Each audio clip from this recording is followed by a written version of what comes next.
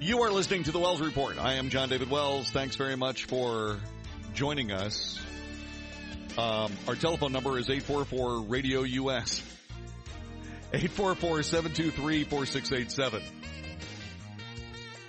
I'm in a sarcasm fence with Isaac Tate. Isaac Tate is tormenting me. And he's doing so on the Facebook.com/The Wells Report page that you can go to right this very moment and be sent immediately into the studio where I am sitting, perplexed at what Isaac is talking about. Okay, I forgot that. I don't know what he's talking about. But he's pestering me. He's tormenting me, and he's doing it on purpose. I don't know why, but if you'd like to do the same thing, you're certainly welcome. Let's talk a little bit about what's been going on regarding the president. I was just discussing the supposed, what's the word, journalism from the Star-Telegram here in town, in the DFW area, Dallas-Fort Worth, DFW. And I noticed that readers debate Trump and both sides of the get out coin. I don't see anything that is anywhere close to supportive of President Trump in any of this, or Republicanism anyway, but I will tell you this. Here are some of these letters. Ed writes that only 4 members of the U.S. House GOP had the spine and integrity to vote to condemn President Donald Trump's most recent blatant and openly racist attacks against American citizens and elected members of Congress. Okay, so one of two things is happening here. One of two things is happening. Either President Trump is racist. If he is racist, Nancy Pelosi is equally racist because she, just a little more than 10 days ago, she was criticizing the same people for much of the same reasoning. So there's that. The other thing is, if indeed President Trump is not racist, then Nancy Pelosi is also not racist, since they are supposedly guilty of the exact same thing. One cannot be guilty and one cannot be not guilty. Then Ed goes on to say, silence is complicity. Granger, Senators John Cornyn and Ted Cruz, the overwhelming majority of Trump's party, have been nothing if complicit to this open criminality, lawlessness, and racism. They own this 100%. Ed, they own what? What do they own 100%? They own nothing. There's nothing here. There's nothing here. There's no racism here except that it's transmuted. Well, if he's thinking this, then it is. No, that's not what he's thinking. How about you just read the words? How about you just read the words? What President Trump was saying, how about learning something about America before you start criticizing it? Is there any argument that Ilhan Omar has missed the boat when it comes to America? Is there anybody who wants to disagree that this woman really doesn't know anything about the constitutional system of law that we have, or that people can actually live their own lives here more or less? Certainly less in the last 20 years than in the 20 years before that, but let's just keep going with the idea that we still are Americans, etc. Anybody figured out yet that maybe Ilhan Omar needs to do a little bit more research? Donald Trump has. I have. Most people have. Whether you're Democrat or not is of no importance. Whether you're American or not, that's a different story. Let's see. Roger is not talking about anything on point, but Don is. Let's see. When all else fails, play the race card, says Don. Human nature assures us that there will always be racism. Unfortunately, there will also be false allegations of racism. Such false allegations are prominent among Democrat candidates' exaggerations in an effort to garner African-American votes. The damage that they do to race relations is immeasurable. Completely correct, Don. Right on the button. Completely correct. There's somebody here that I'm going to be talking about a little bit later on, decrying the horrid terribleness of identity politics. What's weird about it is the woman is a Democrat. Who invented identity politics? Anybody know? Anybody have any idea who invented identity politics? I know. And I don't think it was anybody with an R next to their name. Just saying. All right. This is funny. Mark Sanford is the former South Carolina governor. He was a guy that sort of kind of resigned in disgrace, right? So the only thing that I can say is that he wants to run in the primary against President Trump. But I think he needs some work on his political slogan, because it seems so far his slogan is, quote, "I don't think anybody's going to beat Donald Trump," unquote. Ask Mark Sanford if any Republican can knock off President Trump in the Republican primaries. He'll give you an honest answer. Always like to be real. I don't think anybody's going to beat Donald Trump. That's my personal opinion. But Sanford, who announced last week he was taking 30 days to decide whether to launch a primary challenge, he will decide no, said that if he runs, it's not about ousting the president, at least not completely. I think it's about trying to force a larger national debate and debate within Republican circles. Yeah, you see, that's one of those really cool moderate Republican things, because assuredly Mark Sanford is a moderate Republican. You see, if you're debating, you are very earnestly discussing the realities of this, whether it's political or whether it's not political, but you are discussing it and discussing it and discussing it and discussing it, and you are debating and you are cogitating, and you are doing everything you possibly can to get every aspect of this out into the open so that people can make up their own decisions, and then you're hoping that they get so bored with the whole mess they walk away and you're allowed to do what you wanted to do in the first place, which is nothing. Yeah, you see, if you debate the issue, you don't actually have to do anything about it. This is why politics is failing in the United States. This is why you have to, at the end of a debate, you have to make a decision. Not what these people want to do. Don't want to make a decision.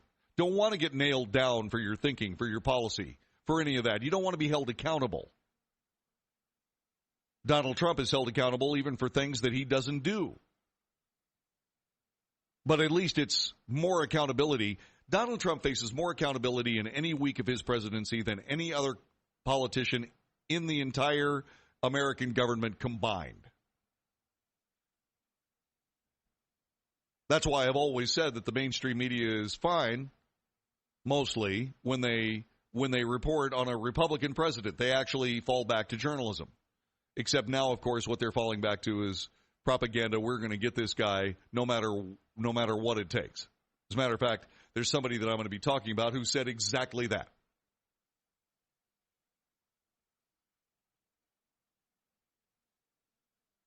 The simple case of this is as follows.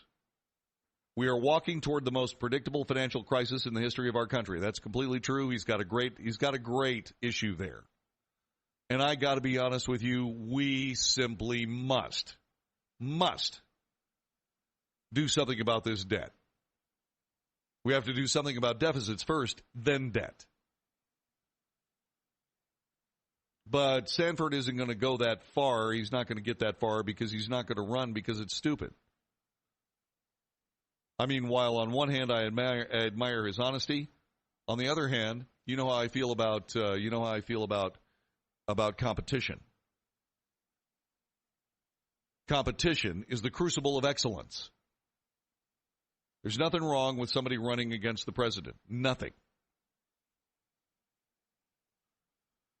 By the way, the president did something nice the other day. I'm going to get to that coming up in just a little bit here on the Wells Report. In the meantime, White House advisor Stephen Miller is turning into one of my all-time favorite Washington politicos.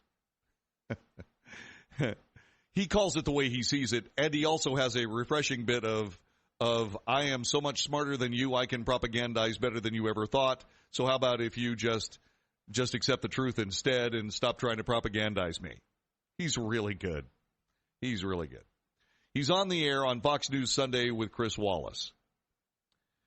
Chris Wallace listed several of Trump's statements that have been decried as racist, including his recent suggestion that 4 congresswomen of color go back and help fix the totally broken politics of their origin and crime-infested places from which they came.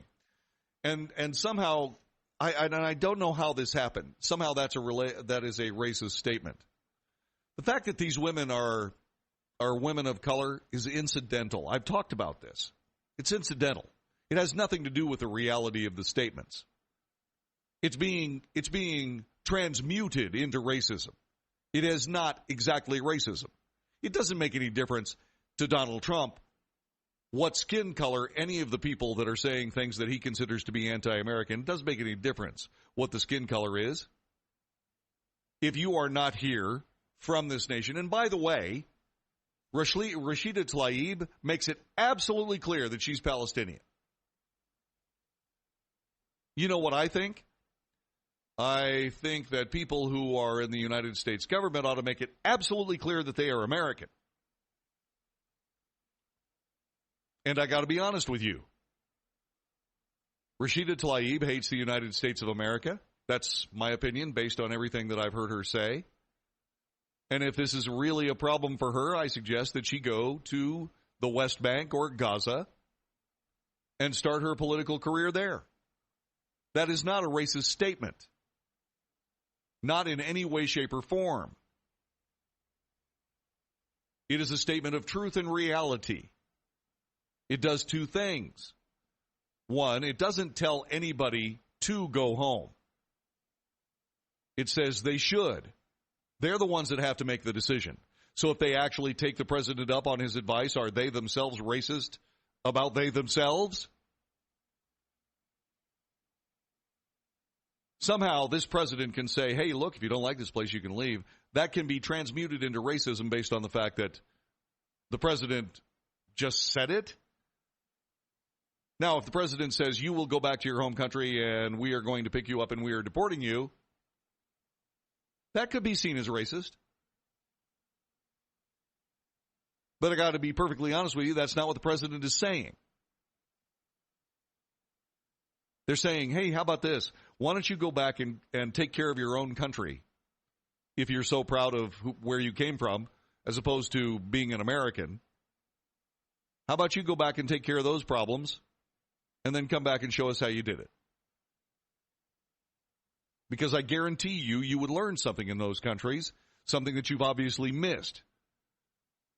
Of course, if you did that, then you'd realize just how golden a place the United States of America is, and that's what the president is saying. In the meantime, Chris Wallace is trying to say that the president is stoking racial divisions. How? By plain speaking?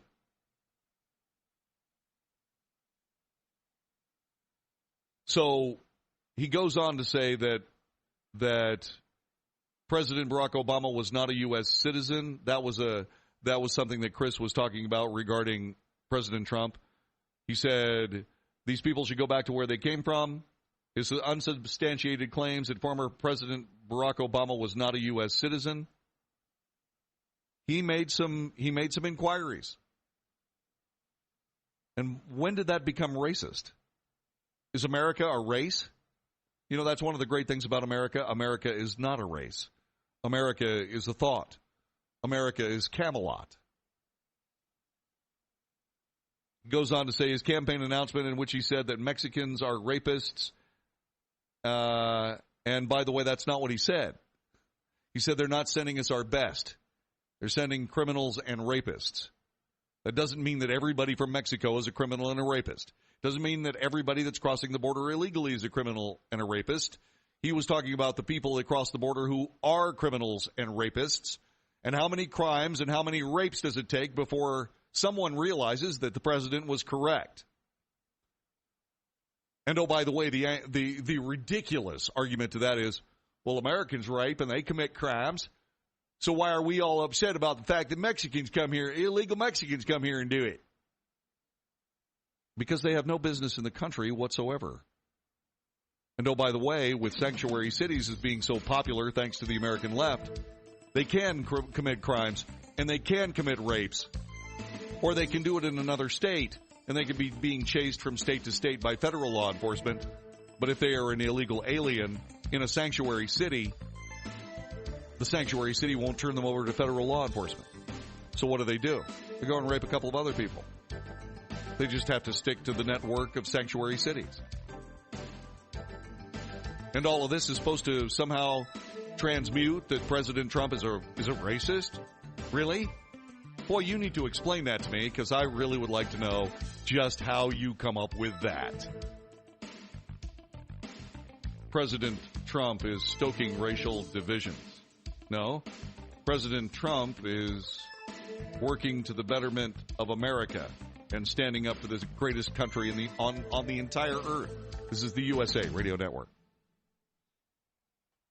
Everyone loves liberty, so why are you letting other people tell you what's best for your health care? Exercise your freedom with Liberty Health Share. Liberty Health Share is a community of people who voluntarily share one another's medical costs. Members are able to take back the freedom to make their own decisions about their health care. Stop letting others tell you what to do. Call us at 855-58-LIBERTY for more information, or check us out online at libertyhealthshare.org. That's libertyhealthshare.org. Are you drowning in debt? Are you struggling to make minimum payments? Did you know that on average, a household with at least one credit card struggles with over $15,000 in credit card debt? If this sounds like you, know that it's not your fault. Credit card debt happens to good people. Credit card companies lure you in with low introductory rates and low minimum payments. Before you know it, you're in over your head. National Debt Relief has helped thousands of good people just like you become debt-free with our Debt Reset program that will dramatically reduce your debt down to a fraction of what you owe. Our Debt Reset program is customized to get you debt-free in as little as 24 to 48 months with one low monthly payment. If you owe over $10,000 in credit card debt or even personal loans, call 800-274-9490.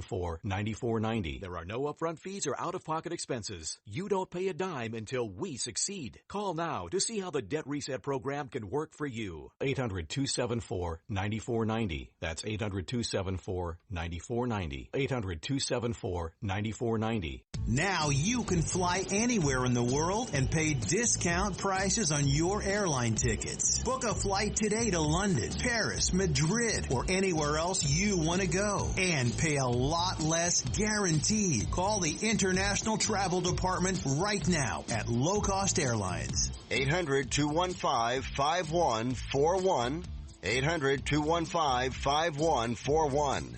That's 800-215-5141. Have you written a book and want to get it published? Then call Page Publishing at 800-605-6995 immediately. That's 800-605-6995. Page Publishing is looking for authors of all types of books. And unlike most publishers, Page Publishing will take the time to review each and every book submitted to them and give you their feedback. If they like what they read, they'll get your book into bookstores and for sale online at Amazon, the Apple iTunes Store, Barnes & Noble, and other outlets. They handle everything: editing, cover design, copyright protection, printing, publicity, and distribution. So if you've written a novel, children's book, cookbook, inspirational work, poetry, or a biography and want to get it published, then you need to call Page Publishing and do it immediately. Call 800-605-6995 now for your free author submission kit. Again, for your free author submission kit, call 800-605-6995. That's 800-605-6995. Your road to fame and fortune could very well start with this simple phone call. Call Page Publishing at 800-605-6995 for your free author submission kit.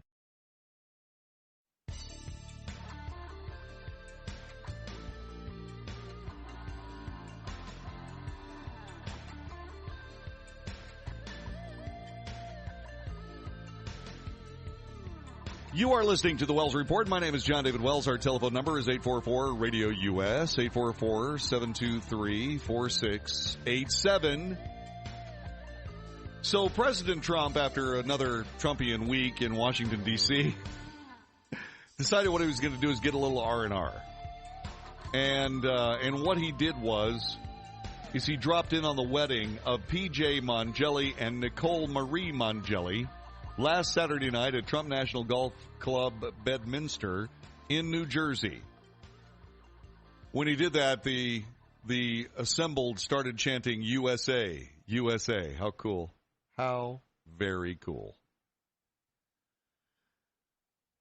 The bride and groom are huge fans of the president. They dreamed of him attending their wedding, got engaged at the golf club in 2017. Flags and pro-Trump banners could be seen at the event. It was a Make America Great Again themed wedding. The bride said she'd sent numerous requests to the president in hopes he would attend, and that President Trump ended up paying 2 visits to separate wedding events. At the first event, he vowed to show up to the second one, and he kept his word. As Trump talked with members of the family, a man approached him and shouted, I'm the father, thank you so much. The president said, great job, you did a good job, talking about his daughter, I'm assuming. Or the groom, I don't know, he's the father of one of them. Probably not President Trump, though. Anyway, let's move on. In videos posted to social media, Secret Service agents were seen keeping most attendees at bay while the bride and groom approached President Trump and hugged him. Where's the groom? Handsome, look at his shoulders. Nobody's going to mess with him. Staten Island is the greatest, said Trump.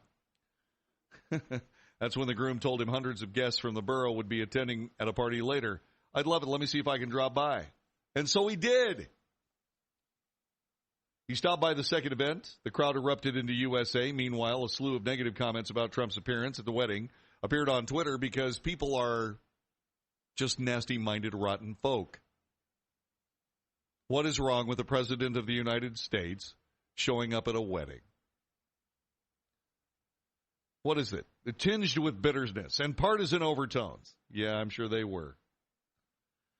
The president has a history of personally reaching out to fans both inside and outside his properties, but his wedding drop-ins on his properties are especially well known. If he's on site for your big day, he will likely stop it and congratulate the happy couple. That's very cool. He may take some photos with you, but we ask that you and your guests be respectful of his time and his privacy. Of course. In March, Trump fulfilled a terminally ill Connecticut man's dying wish with a phone call, with a little help from the man's sister, an elected Democrat. Did you hear about that? I actually heard about that. I didn't know that a Democrat was involved until today. Video of the episode showed 44-year-old Jay Barrett of West Haven reacting with shock when he realized that President Trump was on the phone. Trump said, "You look good. I wish you could come to a rally. I wish you could come. I know you like that stuff. I wish you could. It sounds like you have a great sister, Jay." Trump promised Jay that when he'd have a rally nearby, he'll be sitting in the front row. I know where you live. Unfortunately, Barrett died days after the call. That's part of President Trump I don't think gets talked about enough. I really wish it was talked about more. I really wish that this president is going to be well thought of when all is said and done because of the things he's actually accomplished. He is going to be talked about in terms of how epically unfair the mainstream media has been to this president. That's assuming, of course, he doesn't blow it, because the president of the United States is not a politician. He's a guy who calls it the way he sees it. He's a truth teller. Those people can go down in flames. At least for a while. But it's one of those crazy things about the truth. The truth will out. The truth will out.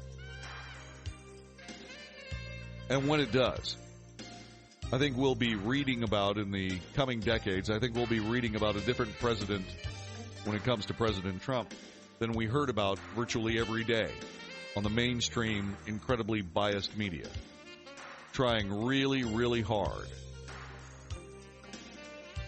to end this man's presidency through extra electoral means and thus touch off the Second American Revolution. You're listening to the Wells Report. My name is John David Wells. So, the Squad is in the news, and we're going to talk about the Squad in just a couple of minutes. This is the Wells Report. You are listening to the USA Radio Network. It is a horrible scenario, but it happens. Dennis writes about his wife. She was diagnosed with leukemia. In fact, she's a 2-time survivor, and in the midst of all that, they ran up over $1 million in medical bills. Thankfully, They're Medi-Share members, and Dennis says they are so thankful for that, how others came together to meet their needs. And that's how so many Medi-Share members feel. This is not health insurance. It's different. You don't have to pay for things you don't believe in. And like Dennis found out, it just works. So if you join Medi-Share, not only do you save a lot of money, the typical family saves about $500 a month, but you know where your money's going each month. You're helping people, and if the time should come, they'll be helping and even praying for you. So yes, it's different, and as more than 400,000 people now know when it comes to healthcare costs, different is beautiful. Find out more. Call 833-34-BIBLE. That's 833-34-BIBLE. 833-34-BIBLE.